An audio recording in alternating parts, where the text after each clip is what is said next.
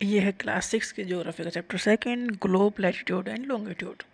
Globe क्या है? ये 3D स्ट्रक्चर है अर्थ का। अर्थ जो स्लाइटली फ्लैट है नॉर्थ पोल और साउथ पोल में, बीच में से बाहर थोड़ा सा निकली हुई है। तो ये अर्थ का जो शेप है वो जियोइड शेप है, GEOID, जियोइड। पूछा जाता है कैसा शेप है अर्थ का, तो जियोइड शेप है। ग्लोब 3D मॉडल है अर्थ का। एक्सिस क्या है? एक्सिस एक इमेजिनरी लाइन है जो नॉर्थ पोल और साउथ पोल को अगर हम कनेक्ट करते हैं तो उसे कैसे कहते हैं? एक्सिस। देखो इमेजिनरी लाइन क्यों कह रहे हैं? क्योंकि हम अर्थ को एक पेपर पर बनाने वाले हैं। क्यों बनाने वाले हैं? क्योंकि हम एक प्लेस की एग्जैक्ट लोकेशन पता करने वाले हैं। उसके पता करने के लिए हमें लैटिट्यूड और लॉन्गिट्यूड पता होने चाहिए। तो हमें सारी चीज़ें मेजर करनी पड़ेंगी। तो नॉर्थ पोल को अगर साउथ पोल से कनेक्ट करेंगे तो उस लाइन को कहेंगे एक्सिस। ऐसे ही इक्वेटर। इक्वेटर एक इमेजिनरी लाइन है जो अर्थ को दो इक्वल हाफ में डिवाइड कर रही है, ऊपर नॉर्थन हेमिस्फीयर, नीचे साउदर्न हेमिस्फीयर। तो equator is an imaginary line running on the globe. Globe देखा ना, टेबल पर रखा रहता है, पृथ्वी जो घूमती रहती है। In running on the globe divides it to two equal parts, northern and southern hemisphere. मतलब इक्वेटर वो है जो अर्थ को दो इक्वल हाफ में डिवाइड कर रहा है, ऊपर नॉर्थन हेमिस्फीयर, नीचे साउथर्न हेमिस्फीयर। जैसे कि इंडिया नॉर्थन हेमिस्फीयर में है, ऑस्ट्रेलिया साउथर्न हेमिस्फीयर में है।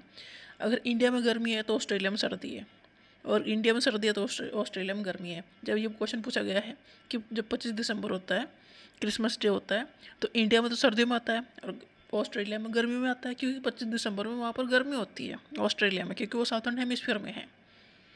तो इक्वेटर एक इमेजिनरी लाइन है जो अर्थ को दो इक्वल हाफ में डिवाइड कर रहा है, northern hemisphere and southern hemisphere. Earth देखो, अर्थ जहाँ पर है वहाँ से मूव कर रही है और सन का चक्कर भी लगा रही है। तो अर्थ की जो मूव करने की डायरेक्शन है वो वेस्ट टू ईस्ट है। वेस्ट टू ईस्ट, ये याद रखना, क्वेश्चन पूछा गया है। All parallel circle from the equator. Equator बीच की लाइन हो गई, नॉर्थ जो अर्थ जिसकी वजह से अर्थ दो हाफ में डिवाइड हो गई, ऊपर नॉर्थ नीचे साउथ। तो इक्वेटर के जो पैरेलल सर्कल खींचे जाएंगे नॉर्थ पोल और साउथ पोल तक, उन्हें कहेंगे पैरेलल ऑफ लैटिट्यूड्स। लैटिट्यूड को मेजर करते हैं डिग्री में, तो इक्वेटर रिप्रेजेंट करेगा 0 डिग्री लैटिट्यूड। इक्वेटर के ऊपर होगा tropic of cancer, northern hemisphere में होगा। उतना ही नीचे 23.5 डिग्री साउथ में होगा ट्रॉपिक ऑफ कैप्रिकॉन, उसे कहेंगे साउथर्न हेमिस्फीयर। साउथर्न हेमिस्फीयर में है ये। ऐसे ही नॉर्थन हेमिस्फीयर में ट्रॉपिक ऑफ कैंसर के ऊपर होगा आर्कटिक सर्कल, और साउथर्न हेमिस्फीयर में ट्रॉपिक ऑफ कैप्रिकॉन के नीचे होगा एंटार्क्टिक सर्कल। मतलब बीच में इक्वेटर, ऊपर ट्रॉपिक ऑफ कैंसर, उसके ऊपर आर्कटिक सर्कल, उसके ऊपर नॉर्थ पोल। ऐसे ही बीच में इक्वेटर, उसके नीचे साउथर्न हेमिस्फीयर में tropic of capricorn, Antarctic circle और साउथ पोल। ये हो गए सारा लाइन। अब टोरिड जोन कौन सा, ये याद रखना है। टोरिड जोन कौन सा है? टोरिड जोन अर्थ का वो पार्ट है जो मैक्सिमम हीट रिसीव करता है। तो ये कौन सा पार्ट होगा? तो इक्वेटर सबसे ज़्यादा हीट रिसीव करेगा, मतलब अर्थ का जो मिडिल पार्ट है, उसके ऊपर ट्रॉपिक ऑफ कैंसर और उसके नीचे ट्रॉपिक ऑफ कैप्रिकॉन।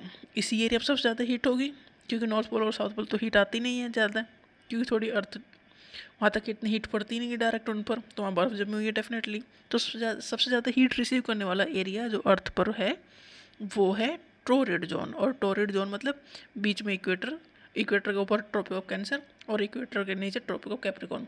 ये वो एरिया है जो मैक्सिमम हीट रिसीव करता है। अब टेम्परेट जोन कौन सा है? टेम्परेट जोन मतलब टोरिड जोन के ऊपर जो पार्ट है, नॉर्थन हेमिस्फीयर में भी और साउथर्न हेमिस्फीयर में भी। मतलब यहाँ टेम्परेचर थोड़ा मॉडरेट टाइप का है, ज़्यादा भी नहीं है, एकदम फ्रीज भी नहीं है और बहुत ज़्यादा भी नहीं है। मतलब जो टोरिड जोन है उससे कम है और जो फ्रीज जोन है उससे ज़्यादा है। तो ये एरिया कौन सा है? ट्रॉपिक ऑफ कैंसर, इक्वेटर के ऊपर है northern hemisphere and tropic of cancer, ठीक है। और ट्रॉपिक ऑफ कैंसर के ऊपर है आर्कटिक सर्कल।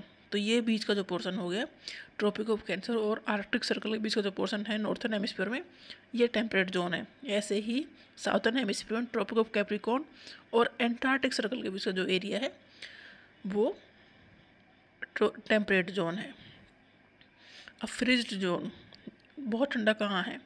आर्कटिक सर्कल के ऊपर नॉर्थ पोल नॉर्थन हेमिस्फीयर में, और एंटार्क्टिक सर्कल के ऊपर नीचे साउथ पोल साउथर्न हेमिस्फीयर में। ये सबसे ठंडा है, तो ये वेरी कोल्ड जोन होता है। प्राइम मेरिडियन क्या है? प्राइम मेरिडियन डिवाइड करता है अर्थ को into two equal half, eastern hemisphere and western hemisphere. मतलब ईस्ट और वेस्ट, देखो नॉर्थ और साउथ में इक्वेटर ने डिवाइड कर दिया, ईस्ट और वेस्ट में प्राइम मेरिडियन ने डिवाइड कर दिया। जब भी हमें एग्जैक्ट लोकेशन लगा सकेंगे ना कौन सी प्लेस कहाँ पर है। तो इक्वेटर अर्थ को दो इक्वल हाफ में डिवाइड करता है, northern hemisphere and southern hemisphere. वैसे ही प्राइम मेरिडियन अर्थ को दो इक्वल हाफ में डिवाइड करता है, eastern hemisphere and western hemisphere. Earth rotate करती है 360 डिग्री 24 घंटा में, अपना एक चक्कर 24 घंटा में लगा लेती है, मतलब 15 डिग्री 1 घंटा में घूम जाती है, 1 डिग्री 4 मिनट घूमती है।